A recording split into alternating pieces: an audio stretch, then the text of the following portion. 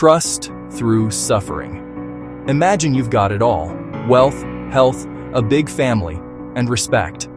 People look at you and think, that person has it all together. That's Job.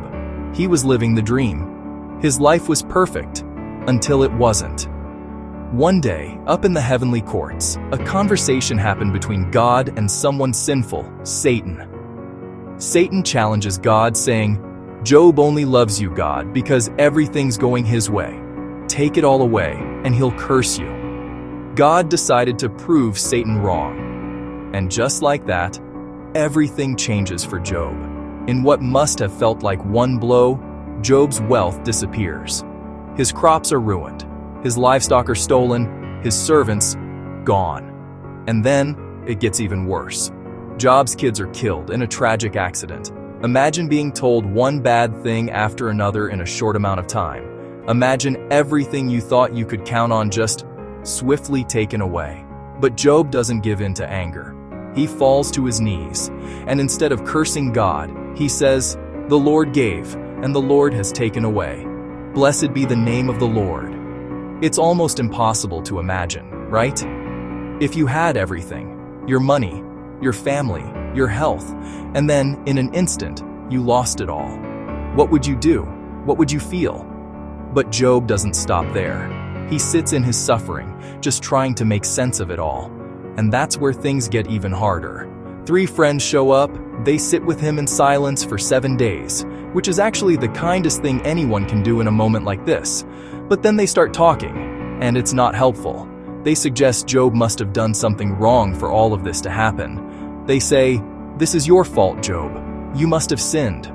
Job disagrees. He insists that he didn't do anything to deserve this. And yet, he's still searching for answers, trying to understand why this is happening. He's feeling the weight of it all, the pain, the confusion, the loneliness. Anger rises within him. After a long, painful conversation with his friends, Job finally gets a moment where he hears from God himself. And you know what God says? Not, "Here's why all this happened." Not, "You were right, your friends were wrong." He does not explain. Instead, God says, "Where were you when I laid the earth's foundations? Can you make the sun rise?